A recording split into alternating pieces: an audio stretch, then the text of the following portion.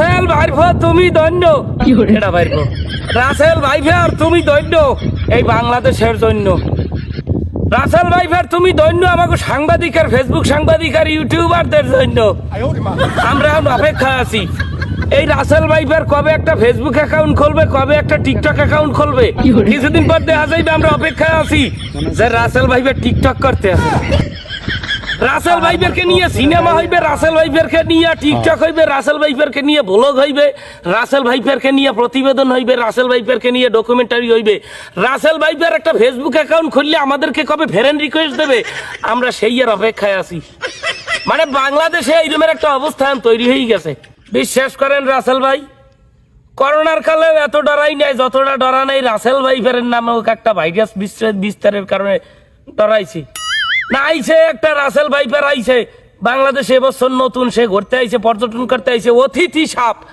সেই সাপকে নিয়ে কিছু মিডিয়া, কিছু প্রথম সারির মিডিয়া, দ্বিতীয় সারির media, Facebook YouTuber, Facebooker, TikToker শুরু করিয়ে একদম হজবরল্লাহ বানাই ফেলাইছে। এরা পোস্ট করিয়া নিউজ করিয়া, মানে রাসেল ভাই এমন একটা ব্যবস্থা হারা করিয়ে ফেলাইছে, এমন একটা অবস্থা হারা সৃষ্টি করছে। আঁকতে গেলে দেখি রাসেল ভাই, উইতে গেলে দেখি রাসেল ভাই, আঁকতে গেলে দেখি রাসেল ভাই, মরতে গেলে দেখি রাসেল ভাই, গোসল করতে দেখি রাসেল ভাই। মোট কথা রাসেল ভাই হনতে ডাইন পাও বাম পাও ওগা মাথা কিছু দিতে পারি না, যেখানে ভাওদের যাই এই না দেখি রাসেল ভাই ফো। কেন এ রাসেল ভাইফের কি বাংলাদেশে এই নতুন?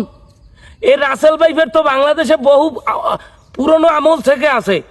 কখনো তারা আসে বরগুনার মিন্নির রূপে, কখনো আসে তারা মরিয়ম মান্নানের রূপে, আবার কখনো আসে টিকটকার রূপে, কখনো আসে কাপল ব্লগার রূপে। কথা মিথ্যা।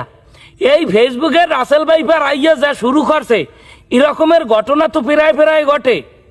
বরগুনার মিন্নি রূপে আসে, মরিয়ম মান্নান রূপে আসে, আমার মা কোথায়, কাপল ব্লগার রূপে আসে, রোস্টার রূপে আসে, হিরো আলম রূপে আসে, জায়েদ খান রূপে আসে, সাবরিনা রূপে আসে, কত রূপে আসে। তারপরে যে সুগার ড্যাডি রূপে আসে।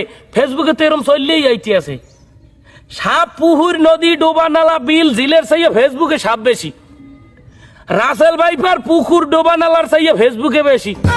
ফেসবুকের মধ্যে কামড়ায়, ফেসবুকের মধ্যে আগে, ফেসবুকের মধ্যে তার হিংসাত্মক বর্ণনা প্রকাশ করে। মানে বাঙালি একটা জিনিস পাইলে হেডারে লইয়া মশলা মাতি দিয়া এডারে পোস্ট করিয়া, স্টোরি দিয়া পোস্ট করিয়া, শেয়ার করিয়া, হোয়াটসঅ্যাপ করিয়া, মেসেঞ্জার করিয়া হেডারে মোটামুটি একটা খিচুড়ি বানাই গেল।